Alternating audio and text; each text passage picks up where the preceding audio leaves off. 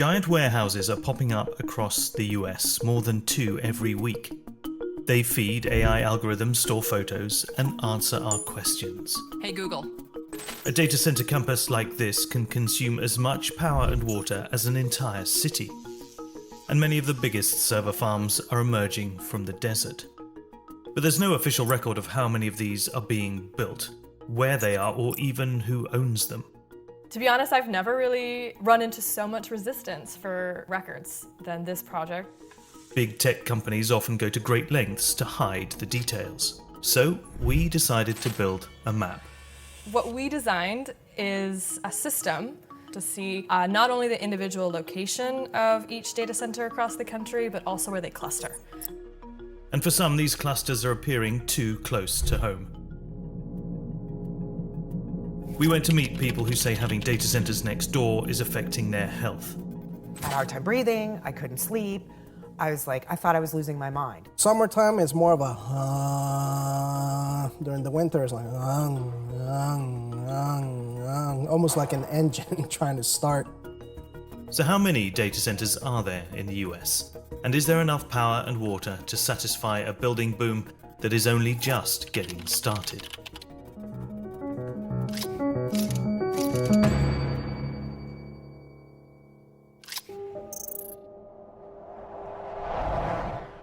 Where I am standing now is at the middle of the data center capital of the world. This is Loudoun County, Virginia, otherwise known as Data Center Alley. And it may not look like much from down here, but just take a look from up above. These are Amazon data centers. Zoom out and you can see tech companies tend to build data centers in clusters, where there is a reliable power supply, access to enough water, as well as tax breaks and affordable land. But of course, these tend to also be places where lots of people already live, like Santa Clara County, California, or the most heavily populated part of Arizona, Maricopa County. And of course, here in Northern Virginia, the most densely populated part of the Washington, D.C. metro area, and one of the largest and fastest growing residential areas in the US.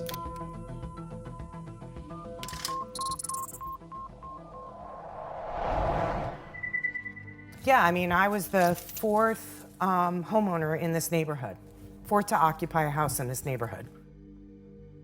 Donna Gallant has lived on this street in Prince William County, Northern Virginia, for the last 30 years. All very peaceful until 2021, when things started to change. These are Google data centers, and ever since they started rising from the ground, Donna has been looking for answers.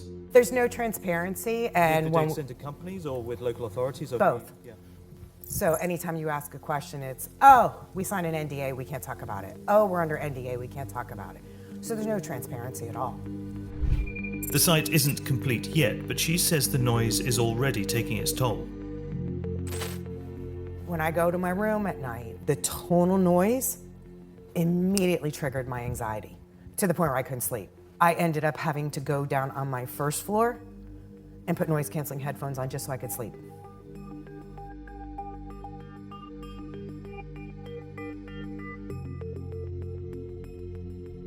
But for Donna and her neighbors, this is just the start. Over the next few years, they will find themselves surrounded by a string of new data centers. That's gonna go from this road here all the way and around my neighborhood. That's where the data center is gonna go. And that's gonna be 75 feet tall, dead smack in the middle of a neighborhood. Zoom out a little more and you can see this plot of land. It was originally meant for housing, but in 2023 it was rezoned to clear the way for the construction of data centers instead. Prince William County already has over 70 data centers, but if this master plan for a data center opportunity zone is fully realized, together with Loudoun County to the north, they'll have more data centers than Russia. Donna set up a local campaign to challenge the rezoning, but the lawsuit was dismissed. Yeah, it's heart-wrenching. It's heart-wrenching. Do I have ill feelings towards the data center industry for that? Yes, I do. I think we all need it. It's the way the world is going, but do I think dropping it next to people's homes is the right answer? No. There is no definitive public directory of data centers, no official map, no single regulator to ask, or government agency to FOIA. So, it's been really tricky to kind of get these records because the companies don't want to disclose all of that information.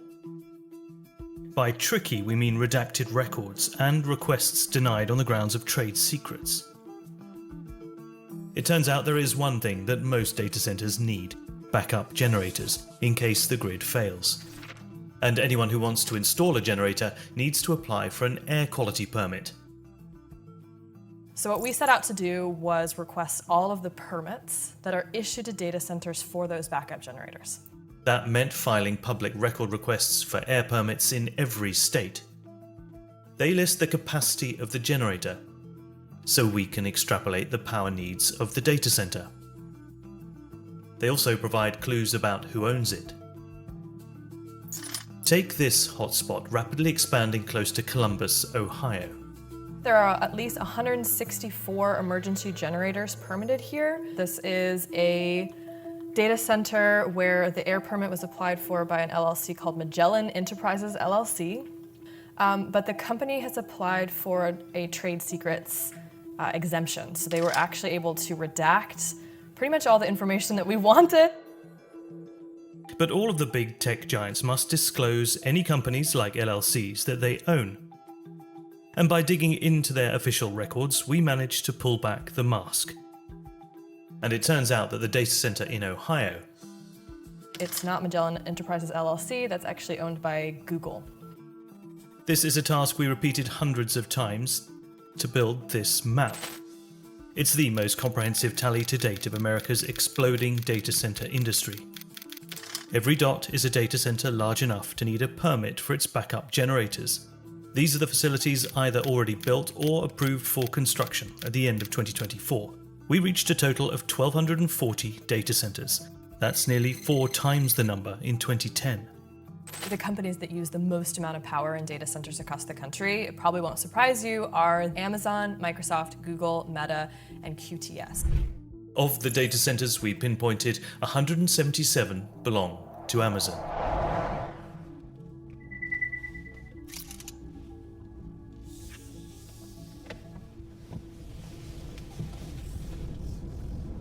And we've just passed the huge Amazon data centers behind us, and already we're straight into a residential area. And you can start to see why these data centers are so controversial. Those boxes on the roof there, that's the ventilation for the cooling systems to keep those hundreds and hundreds of servers from overheating and overloading. And these are running 24/7. And there's nowhere else in the world with a higher density of data centers than here in Loudoun County, Virginia. As much as a third of the planet's internet traffic flows through the state of Virginia. The 329 data centers we tracked together consumed almost a quarter of the state's electricity in 2023. Tight security by the looks of it. We've got pretty high fences with barbed wire on top. I don't think we can get much closer. It's rare to get a glimpse inside one of these server warehouses. We contacted dozens asking for a tour. Eventually, a small company called Lunavi in Wyoming said yes. Hey, Courtney, welcome to Lunavi. Well, come on in, I'll show you a tour. This 35,000 square foot data center is tiny compared to the largest ones in the US. Those can stretch to well over 1 million square feet. Lunavi offers cloud services to customers like betting apps, mapping companies, insurance, and healthcare businesses. Zoom out and you can see that the location is no accident. Cheyenne, the capital of Wyoming, sits on an east-west internet superhighway. The city is also well connected to renewable energy generated by these wind farms. Wyoming is only a small player compared to Virginia, and to attract more, the state is offering generous tax breaks to encourage the big tech giants, like Microsoft. This large data center began emerging from the map south of Cheyenne in 2021, and this is a site belonging to Meta, just over the road. You're currently within the critical infrastructure space of Data Center 2, designed to have 800 cabinets roughly at full capacity on that side. So we take the air from the above ceiling grid, we feed it down through the computers, they heat the air up, comes back out the back and up through the chimney above ceiling, and then just continues circulates the air on that perspective. Lunavi has the space to scale up to the more energy-hungry GPU processors used to train AI algorithms. So this big white space is future computing. The cabinets in this facility now have a capacity of something like 5 to 10 kW. If they want to build the ones that are going to do AI with graphic processing units, GPUs, that'll go up to something like 70 to 100 kW. GPUs do need more power, but they can complete more tasks than a regular processing chip and in less time. The lower ambient temperatures in the high plains of Wyoming mean data centers use less energy and water to cool themselves. Lunavi say they use around 500,000 gallons of water a month when at full capacity. That's roughly the amount of water used by 200 people. The nice, cool ambient air temperatures allow us to maintain a low PUE, which is a power usage efficiency, which then allows us to just be a lower cost center for our customers and pass those savings on. But this area has been plagued by droughts. So farmers are watching the data center campuses emerging to the south of Cheyenne and getting nervous. This is a story unfolding not just in Wyoming and in Virginia, but across the country. The average American holds hundreds of gigabytes of data in the cloud. Big tech companies, the healthcare and finance sectors, governments, of course, hold much more. We're talking zettabytes of data being stored, processed, and retrieved every day.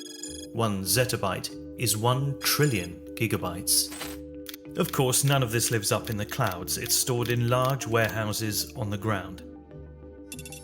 This graph shows the explosion of data centers in the US in just the last 20 years.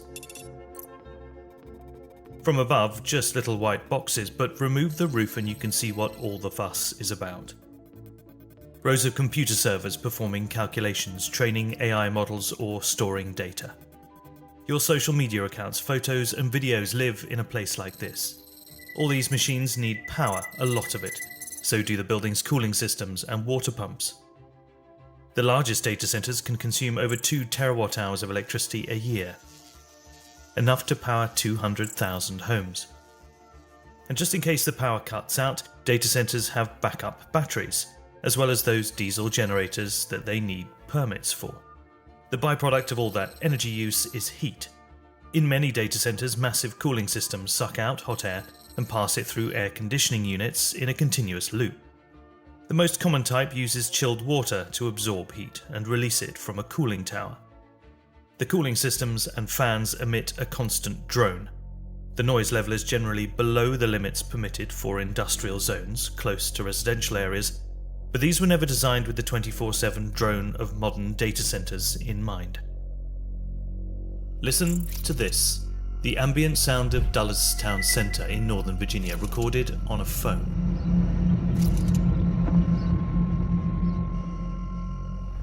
3 Amazon data centers sit roughly 200 meters away. I ran the audio through noise reduction software. Only then do you realize that hidden behind the drone of the data centers, there is birdsong.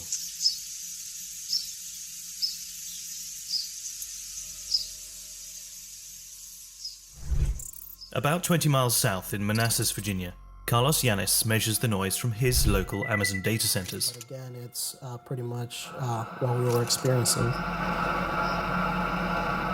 And that's just from your deck out there? That's from the deck.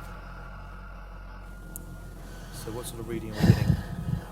So right now it's stabilizing, but of course we're talking. He does this twice a day, usually in the evening, and logs his readings with a local residents group. This has been his routine for the last few years. It's not something that you just hear, it's something that you just feel, and enough to the point when it's really, really strong, you can even hear the windows vibrate. He spent $20,000 on insulation and replacing all the upstairs windows. Still, the sound and the feeling of the constant hum keep him from sleeping. I'm getting bombarded each and every night. And again, I can feel it. Even if I touch the wall, you could feel the vibrations on the wall. The American Public Health Association says chronic noise exposure can lead to serious health problems like cardiovascular disease or increased stress. Carlos's son started having nightmares. Recently, with my kid, he's 7 years old. He was waking up a few times. I was trying to figure out what was going on. And one day he told me, Dad, there's a spaceship outside. And as a father, it's terrible because I can't do anything about it. Since replacing the windows, they've also tried white noise machines. At one point, Carlos moved his whole family down to the basement to try to escape the vibrations. After the local homeowners association raised concerns to county officials and Amazon executives, they initially tried to muffle the sound by putting material around the fans on top of the buildings. When that didn't work, they replaced the fans themselves with taller exhaust vents. The noise level did drop, but Carlos and his neighbors say they can still feel the vibrations from the data centers. An Amazon spokesperson told us the centers operate well below required sound levels. Meanwhile, Carlos feels stuck. He's worried that the data centers will reduce the value of his home, and he'll never recoup the money he spent on it, even if he decides to move. And it's not just Amazon to the north. This is what the neighborhood has coming down the line in the years to come. I'm not against technology. I'm not against growth. I'm not against what data centers can chip in to the counties themselves. I just believe we're crossing that fine line that they need to be out away from homes, out away from schools, out away from hospitals. All of these data centers require huge amounts of water, and that's not so much of a problem where there is plenty of water to go around. But in places of drought and water stress, like Phoenix in Arizona, where my colleague Dakin went, there it's a completely different situation. This is a proposed site for a new data center here in the southwest of Arizona. From what I understand, the only way they're going to get water here is drill into the ground and use groundwater. As the Colorado River makes its way south from the Rockies, its precious water is siphoned off for agriculture, industry, and housing. Since 2000, river flow has shrunk by 20%. So by the time it reaches Arizona, every drop counts. These maps show how extreme drought has gripped the state since 2000. Zoom out and you can see the entire southwest is drying up. And then, if we overlay the map we've built, you can see the mega-thirsty data centers moving in. This Microsoft data center was built in 2019, and over the last 3 years, one has become 5. Directly across the street is the new Microsoft data center that's being installed. Some of these data centers on the outskirts of town are really farmland that's being plowed under for the purposes of the data center. And as you can see from the air permit documents we requested from the Maricopa County Air Quality Department, this cluster is likely to be huge. We're looking at a total of 280 generators at this facility, so it's a huge amount for a combined capacity of almost 800,000 kilowatts. It's located in an area of extreme water stress, and also we can see that the major basin that it's drawing most of its water is coming from the Colorado River. Documents show that Microsoft planned for each of these buildings to use 1 million gallons of water a day, a total of 1.83 billion gallons a year. That's enough water for roughly 61,000 Americans, or a city the size of Santa Cruz, California. All this in a desert-like climate that is getting hotter and drier every year. And what we found is that up to 43% of data centers, and this is our largest data centers, are located in areas of high or extremely high water stress. And that's really shocking because data centers require a huge amount of drinking water to be able to cool their servers. You heard right, hundreds of thousands of gallons of drinking water. More than half of Microsoft's and nearly half of Amazon's data centers are in high water scarcity areas. In many cases, big tech companies have flocked to the desert to take advantage of a string of generous handouts, including tax breaks, affordable land, and cheap electricity. But trying to find out how much water these data centers need has been difficult. A number of these permits, companies apply for what's called a trade secret exemption, but we've been excited to get around 50 records that really show the granular utility metered water use of some of the largest data centers in the country. Take this example, a Google data center campus in Midlothian, Texas. Records show it used 160 million gallons of water in 2023, about the same as a small power plant. And this Kyndryl data center outside Boulder, Colorado, used 84.5 million gallons of water that same year. As this map shows, droughts are common here too. In Arizona, water is tightly regulated, whether it comes from the Colorado River or is pumped from underground near population centers. But each smaller municipality can decide how it uses its water allocation, and in many parts of the state, there's little to stop companies from sinking their own wells. The big players, Microsoft, Google, Amazon, and Meta, have pledged to be water positive by 2030, meaning they would restore or save more water than they use. But this is only possible via an elaborate system of water credits, or offsetting. Basically paying other people to save water or mitigate water pollution on their behalf. Another big player is QTS, a supplier of data centers where businesses can rent space for their IT infrastructure. According to our count, the company has 34 data centers in the US. QTS say they are investing heavily in water-saving technologies. But not every aspect of their operations conserves water. This is a QTS data center in Aurora, Colorado. Some of these data centers are using more water to irrigate their grass outside than they are to cool their servers inside. An Aurora water official told us this one will need 1.1 million gallons of water a year just for this landscaping, double the amount used by the building itself. And even if a data center manages to cut back water use, it's a trade-off. For example, just air conditioning of some kind or closed loop systems, you're not going to use as much water, but you are going to substantially increase your overall power demand. So it's kind of this balancing act where there's no real win here in terms of how resource intensive these data centers can be. If you add up all the power needs of the 1,200 plus data centers we tracked, together they could soon consume more than Poland did in 2023. Data centers, particularly driven by AI, could use as much as 600 terawatt hours of power by 2028. I mean, it's a magnitude that we've never really seen across the country before. It's really startling. As states race to fuel the AI boom, some are reversing their green energy promises and turning back to power from coal and natural gas. In Nebraska, the two largest electricity utility companies committed several years ago to net zero emissions from electricity generation by 2050. But just this single metadata campus in Springfield, Nebraska, could use as much power in a year as 400,000 homes. One of the state's largest public utilities voted to postpone closing down 2 coal-fired power plants here in Omaha. This image, created using satellite data in June 2023, shows a plume of CO2 emissions released from the North Omaha Station facility at an estimated rate of 300,000 kilograms per hour. And in 2025, the utility decided to build 2 new natural gas plants, all to meet spikes in electricity demand, mainly driven by data centers. And let's not forget the thousands of backup generators we tracked, which, even if they run for just a few hours a month, spew harmful pollutants into the air. That means that utility providers are either abandoning their commitments or significantly stalling their commitments to move away from fossil fuel.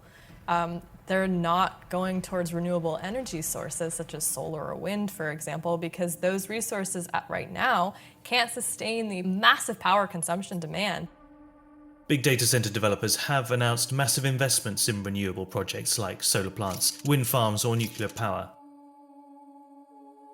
For example, in Pennsylvania, Microsoft has struck a deal to buy power from the notorious 3 Mile Island nuclear power plant when it reopens in 2027. The plant suffered a partial meltdown in 1979. But just like with the water credits, big tech companies are also looking to offset their carbon footprint by paying others to deliver renewable energy to the grid on their behalf. The big question is, can the already fragile and fragmented grid support it? And if massive infrastructure upgrades are needed, who picks up the tab? Amazon, Microsoft, and Google told Business Insider they were committed to paying their full share for upgrades to grid infrastructure, like high-voltage power lines. But there's plenty of evidence pointing to the fact that costs are already being passed on to customers.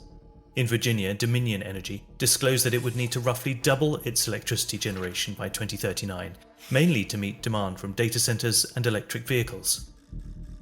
The expansion could cost up to $103 billion, increasing residential electricity bills by as much as 50%. Despite the burden on the grid and on water supplies, some states are doing all they can to attract data centers into their backyards. Many regions simply don't want to miss out on the AI boom or the kudos of having a big tech employer on their doorstep.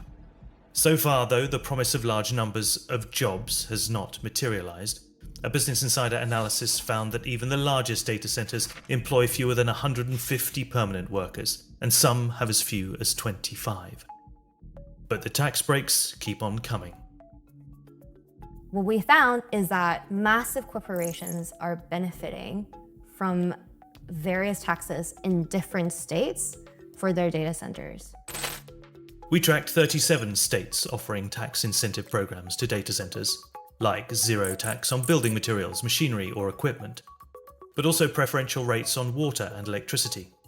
In Virginia, 56 data center projects received tax savings of almost $1 billion in the 2023 fiscal year alone. Take a look at these data centers in New Albany, Ohio. In 2017, a little-known LLC called SideCat went to the city of New Albany in Ohio and said, we are going to build 2 gigantic data centers on about 300 acres of land. In return, could you please give us 100% property tax abatements for at least 15 years? And the county said, okay. By our estimate, SideCat LLC received at least $60 million in foregone taxes. And then, everybody found out that SideCat LLC is not a mom and pop data center company, but was Meta, the parent company of Facebook.